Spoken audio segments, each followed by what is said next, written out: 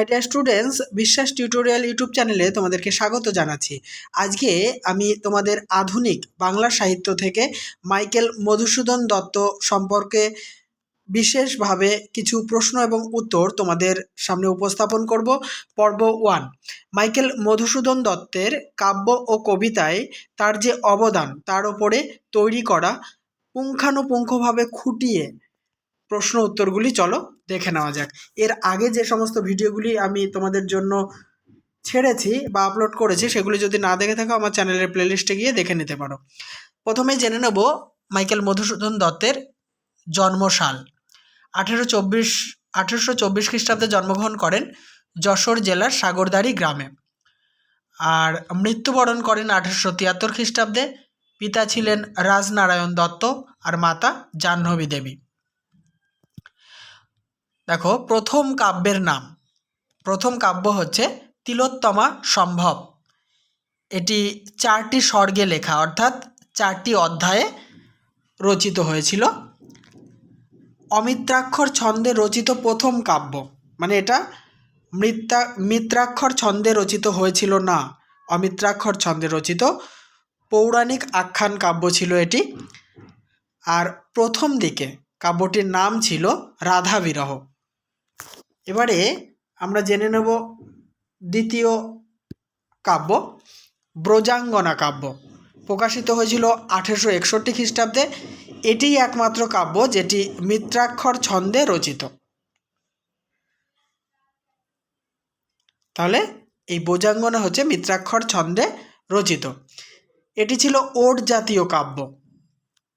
তথ্যগুলি দেখে নাও, অত্যন্ত গুরুত্বপূর্ণ তোমাদের চাকরির জন্য। কাব্যটির প্রথম স্বর্গে রাধার শোকাহত হৃদয়ের যন্ত্রণা প্রকাশ হয়েছে। 18টি পদের সমন্বয়ে সৃষ্ট এই স্বর্গটি। নেক্সট দেখে নেব মেঘনাদ বধ কাব্য। এই মেঘনাদ বধ কাব্য কিন্তু সর্বশ্রেষ্ঠ কাব্য। এটি একটি মহাকাব্য। কাব্যটি 9টি স্বর্গে বিন্যস্ত বা বিভক্ত। এই কাব্যের হচ্ছে 9টি অধ্যায় রয়েছে। 1861 খ্রিস্টাব্দের জানুয়ারি মাসে প্রথম থেকে পঞ্চম স্বর্গ পর্যন্ত প্রকাশিত হয়। আর 1861 জুন ষষ্ঠ স্বর্গ থেকে নবম স্বর্গ পর্যন্ত প্রকাশিত হয়েছিল। তাহলে তোমরা বুঝতে পারছো যে দুবার এটি প্রকাশিত হয়। প্রথম 1861 খ্রিস্টাব্দের জানুয়ারি মাসে প্রথম থেকে পঞ্চম স্বর্গ পর্যন্ত প্রকাশিত হয়, আর পরে 1861 খ্রিস্টাব্দেরই জুন মাসে ষষ্ঠ থেকে নবম স্বর্গ পর্যন্ত প্রকাশিত হয়েছিল। হেমচন্দ্র বন্দ্যোপাধ্যায় 1862 খ্রিস্টাব্দে এই 9টি স্বর্গ একসাথে প্রকাশ করেছিলেন। আরেকটি তথ্য, এই কাব্যের ঘটনাকাল ছিল 3 দিন 2 রাত্রি। 4 নম্বর বীরাঙ্গনা কাব্য। এটি একটি অমিত্রাক্ষর ছন্দে লেখা পত্রকাব্য। 1862 খ্রিস্টাব্দে প্রকাশিত হয়।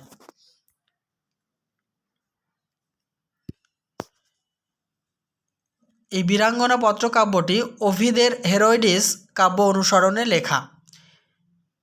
এই কাব্যটি বিদ্যাসাগরকে উৎসর্গ করেছিলেন মাইকেল মধুসূদন দত্ত। এই বীরাঙ্গনা কাব্যে 11টি পত্র রয়েছে, মানে 11টি পত্রের সমন্বয়ে বীরাঙ্গনা কাব্যটি রচিত হয়েছে। নারীর প্রেম শাশ্বত, কিন্তু নারীর আবেগকে অবলম্বন করে পুরুষেরা তাদেরকে যেভাবে বঞ্চিত করেছে তার পটভূমিতে এই কাব্য রচিত। যুগগত আকাঙ্ক্ষার উপর ভিত্তি করে কাব্যের নায়িকারা যেন ব্যক্তি স্বাতন্ত্র্যে উজ্জ্বল। নেক্সট, চতুর্দশপদী কবিতাবলী। চতুর্দশপদী কবিতাবলীর রচনাকাল 1863 খ্রিস্টাব্দ।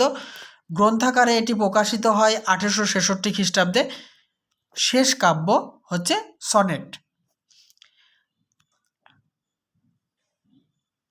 এই চতুর্দশপদী কবিতাবলী কবি লেখেন 1865 খ্রিস্টাব্দে ভারসাই শহরে বসে। বিজয়া দশমী কবিতাটি শাক্তপদ, মানে কবির লিখিত যে বিজয়া দশমী কবিতা রয়েছে সেটি একটি শাক্তপদ। লিরিক কবিতার বৈশিষ্ট্য এতে লক্ষ্য করা যায় এই চতুর্দশপদী কবিতাবলীতে। পরের বাংলা সাহিত্যের প্রথম আধুনিক লিরিক কবিতা, মানে গীতি কবিতার জন্মদাতা এই আমাদের মাইকেল মধুসূদন দত্ত। প্রথম আধুনিক লিরিক কবিতা বা গীতি কবিতা হচ্ছে আত্মবিলাপ, 1861 থেকে 62 খ্রিস্টাব্দে প্রকাশিত হয়। বাংলা সাহিত্যের প্রথম গীতি কবিতা এটি প্রকাশিত হয় তত্ত্ববোধিনী পত্রিকাতে। বাংলা ভাষায় লেখা প্রথম আধুনিক গীতি কবিতা এই আত্মবিলাপ। নেক্সট, বঙ্গভূমির প্রতি 1862 খ্রিস্টাব্দে প্রকাশিত হয়, এটিও লিরিক ধর্মী কবিতা। গদ্য আখ্যান হেক্টর বধ 1871 খ্রিস্টাব্দে প্রকাশিত হয়। ইলিয়াডের কাহিনী অনুসরণে হেক্টর বধ রচিত হয়েছিল। একটি বিশেষ সনেট হচ্ছে কবি মাতৃভাষা। নেক্সট দেখে নেব কবির কিছু ইংরেজি কাব্য। Captive Lady 1849, Visions of the Past 1849, Tilottama এটা ইনকমপ্লিট মানে সমাপ্ত হয়নি। নেক্সট, কুইন সীতা এটিও সম্পন্ন করে যেতে পারেননি কবি। অপসরি এটিও সম্পন্ন বা শেষ করে যেতে পারেননি। এবারে আমরা জেনে নেব এই যে প্রথম কাব্য Visions of the Past Captive Lady Prithviraj সংযুক্তার কাহিনী অবলম্বনে কিন্তু রচিত হয়েছিল। আর টিমোথি পেন পোয়েম ছদ্মনামে এই কাব্যটি কবি রচনা করেছেন। নেক্সট, মাদ্রাস সার্কুলেটর পত্রিকায় 1848 থেকে 1849 খ্রিস্টাব্দে এটি প্রকাশিত হয়েছিল। এবারে মেঘনাদ বধ কাব্যের যে 9টি স্বর্গ ছিল সেই স্বর্গগুলির নাম এবং তার বিষয় একটু করে জেনে নেব। প্রথম স্বর্গের নাম হচ্ছে অভিষেক, এখানে বীরবাহুর মৃত্যুর বর্ণনা আর ইন্দ্রজিতের যে সেনাপতি পদে বরণ করে নেওয়া হয়েছিল তা বর্ণিত হয়েছে। দ্বিতীয় স্বর্গ হচ্ছে অস্ত্রলাভ, রামের অস্ত্রলাভ বর্ণিত হয়েছে এই অংশে। তৃতীয় স্বর্গ হচ্ছে সমাগম, প্রমীলার লঙ্কায় প্রবেশের ঘটনা বর্ণিত হয়েছে। চতুর্থ অশোক বন। পঞ্চম উদ্যোগ, এই স্বর্গে ইন্দ্রজিৎ বধের জন্য যাত্রা বর্ণিত হয়েছে। ষষ্ঠ স্বর্গের নাম বধ, মেঘনাদ বধের কাহিনী বর্ণিত হয়েছে। সপ্তম স্বর্গ শক্তি নির্ভেদ, লক্ষণের শক্তিশালের ঘটনা বর্ণিত হয়েছে।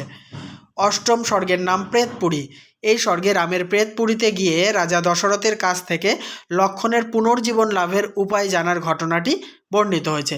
শেষ স্বর্গ বা নবম স্বর্গ হচ্ছে সংস্ক্রিয়া, এই শেষ স্বর্গে মেঘনাদের মৃতদেহ দাহ করা, প্রমীলার সহমরণে গমন করা এবং রাবণের লঙ্কায় প্রত্যাবর্তনের ঘটনা বর্ণিত হয়েছে। তোমরা চাইলে এই 9টি স্বর্গ আমি আমার মতো করে বলেছি, তোমরা এইভাবে মনে রাখতে পারো। অ দন্তস্ব অ উপ সপ্রে সং, তার মানে হচ্ছে অতে অভিষেক, মানে প্রথম যে অ বলছে সেটা মানে অভিষেক, তারপরের অস্ত্রলাভ, তারপরে দন্তস্ব সমাগম, অশোকবন, তারপরে হস্যু উদ্যোগ, বধ, শক্তি নির্ভেদ, ওখানে আছে তালেবেশ, প্রেতপুরী, আর লাস্টে আছে সংস্ক্রিয়া। এভাবে চাইলে তোমরা মনে রাখতে পারো। কবি মধুসূদনের কাব্যে স্বদেশপ্রেম, ব্যক্তি স্বাতন্ত্র্যবাদ, প্রাচীন সাহিত্যকে সমৃদ্ধ করা এবং যুক্তিবাদ লক্ষ্য করা যায়।